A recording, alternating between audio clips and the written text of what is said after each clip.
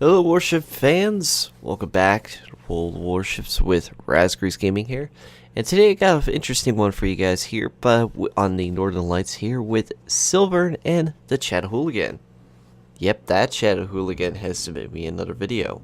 But this time he co-op with here Silevern in the Tier 8 American carrier, the Lexington. And of course, he's in his Tier 8 Premium USS Alabama, or the Lucky A, as she was also called. So, real quick, once we're seeing the Lucky A here, what's so special about here? Well, she is a South Dakota class battleship. She was made in the early years of beginning of before the war was about to start. And America wanted to update their battleship fleet, and this was the first of many of the new battleships. South Dakota, then the North Carolina classes, and then the Iowa classes. Now Silevern is in his Tier 8 as well, Lexington, non-premium of course. And this was originally, Lexington was going to be a American battle cruiser, but because they really didn't want that, I guess, apparently, and everything else through Congress, if I remember correctly, and bear with it because it's been a long time since I actually looked up the paperwork on that. She was converted into not a battle cruiser. She was turned into one of their largest aircraft carriers. She's still around today as a fleeting museum. You can visit her anytime. But back to the fight here. Silevern's over here, and he's making his way to check out with the planes, moving in position to scout. And of course, spots some fighters, goes and strafes, misses on the first strike. That doesn't mean his planes are in trouble. And of course, that guy is gonna have to start moving his fighters. And Shadow sees the engine and opens up. There was a destroyer. It might not do much damage because the change in mechanics where they had to reduce amount of penetration on destroyers because they changed the armor. They're now typically a little bit thinner, which means they're a little more weaker. But that also, the problem with that is they don't pen. Anyway, Silevern's trying to run his torpedoes away, and thank God he finds the Allied Cleveland. And he put in defensive fire, and of course, because of that, thank you, Cleveland. Now I have an open shot to actually take my planes here and go to work. Now, Silevern's making a good position here to go behind the island for a ship, but however, that is a whole bunch of trouble. Yeah, that's right, guys. That is a complete strike of 2 bombers and of 8 torpedoes. And just notice they're changing position again. Looks like they're going to try to find Silevern now. Looked like they were going to go after those other ships, but they decided not to. Yep, and they just spotted Silevern. Well, that's going to be a little bit of an issue.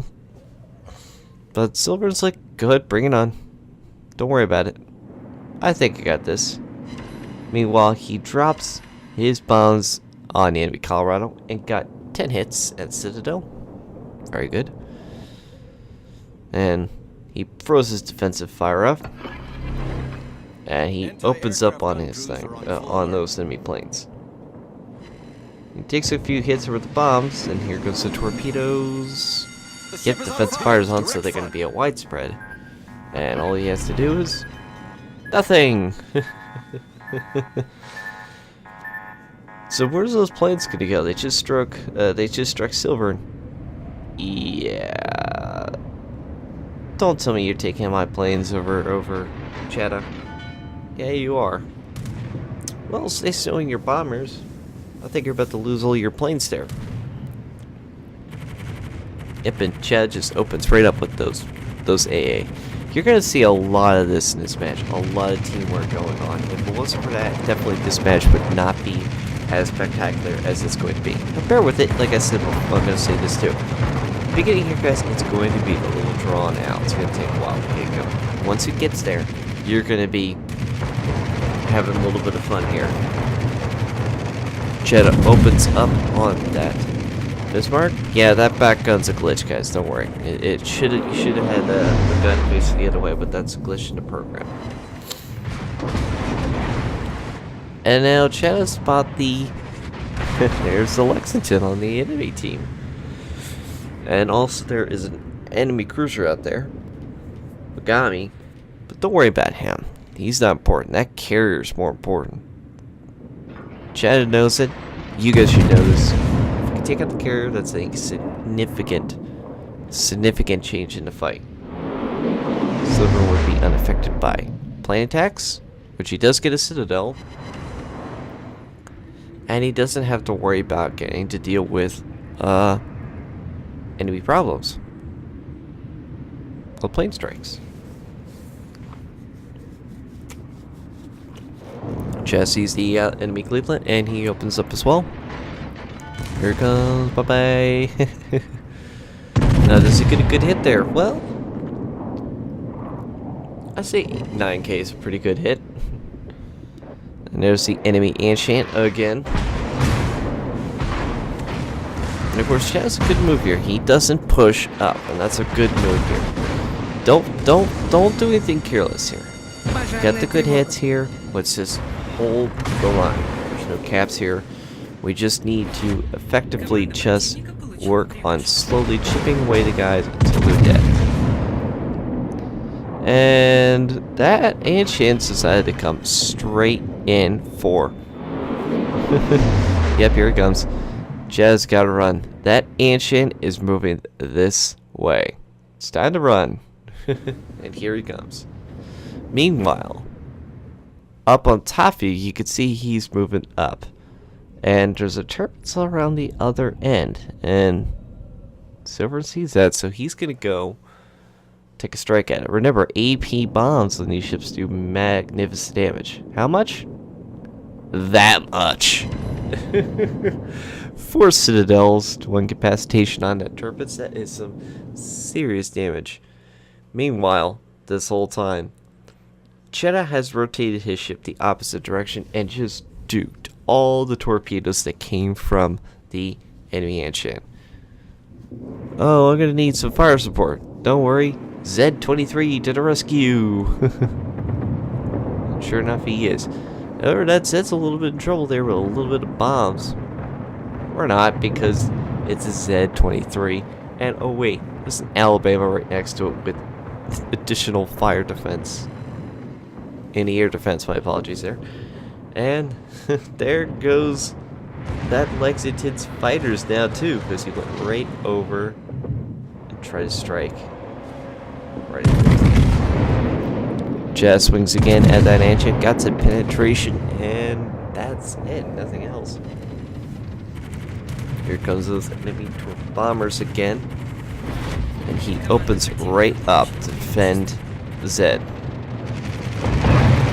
Pretty good amount of hits and very good defense right there from it. There it goes on the planes, and the Ancient has beached himself on the corner. You should have known that there was enemy ships right there.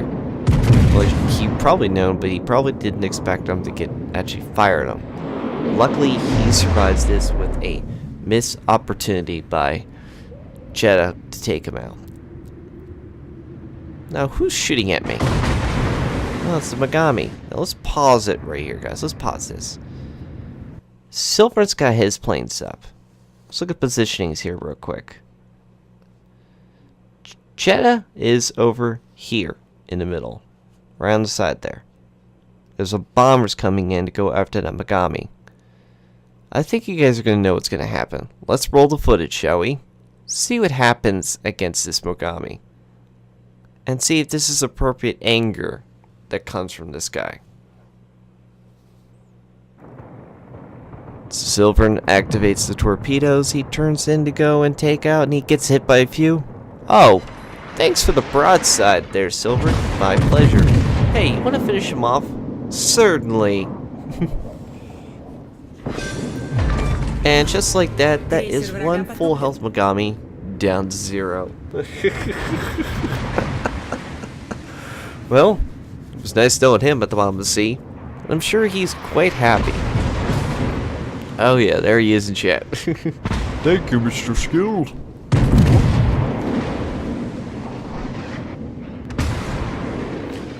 And now he's getting opened up by the Cossack and something else out there. Well, that's gotta be those type of shells. That's gotta be Cleveland. It's gotta be a cruiser. Looks like it, but it's not.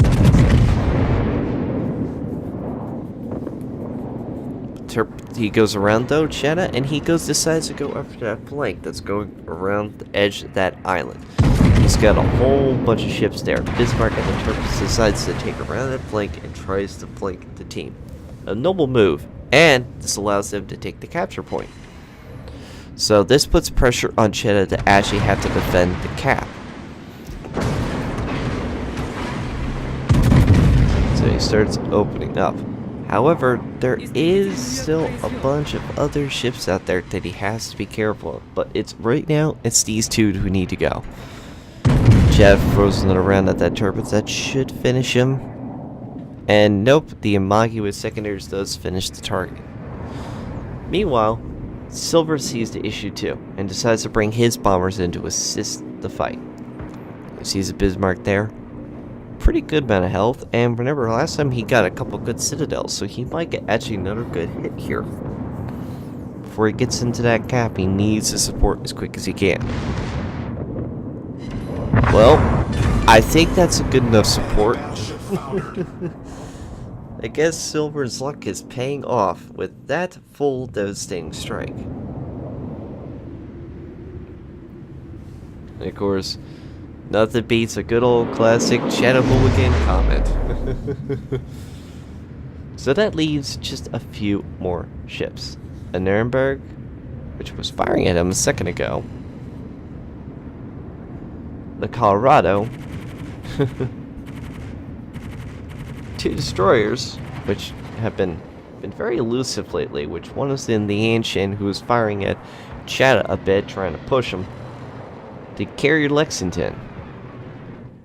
Meanwhile, Chatta's team's not been doing so well for the past, and they've been trying to hold out on their own. So all they have left is the Z-23, the Imagi, Chatta in his Alabama, and Silvern in his carrier, which, luckily for Silvern, that leaves now just one destroyer. And he tried to get that double hit at Nuremberg, but he just was too close for the fuse on the torpedoes, and he was only able to get the destroyer. That's okay. That's okay. That's okay. We're good. We're good. You at least got something. Ah, and there's the other battleship. Thank you for coming into the player 2 has joined the fight. So now it's only the Colorado and the Key for battleships there. Chatta is making his way, holding the cap position, and so that's opening up on that Colorado, which they actually got some pretty good hits before by Silvern with his plane strike. So all they have to do is just hold this position and kill these two battleships along the way. Now Silvern is allowing and helping with anti-air defense, and he goes right to work at taking care of those torpedo bombers a little bit. Which, it looks like he didn't have to do much, because yep, there goes the Colorado, and Alabama was able, or I should say, Chatta has been able to successfully dodge those torpedoes. They're pretty easy to dodge. Now, only thing left is the Key, which is a paper ship of the Imagi with torpedoes. Basically, it was what the Imagi was meant to be. If you guys want, you can check the review of I put out for that ship up here. And then we gotta keep a little bit angled because the Key actually has some pretty good guns. But what's nice about Chatta's ship, slinger nose in, can't penetrate. The only ship that can penetrate that nose technically is the Yamato.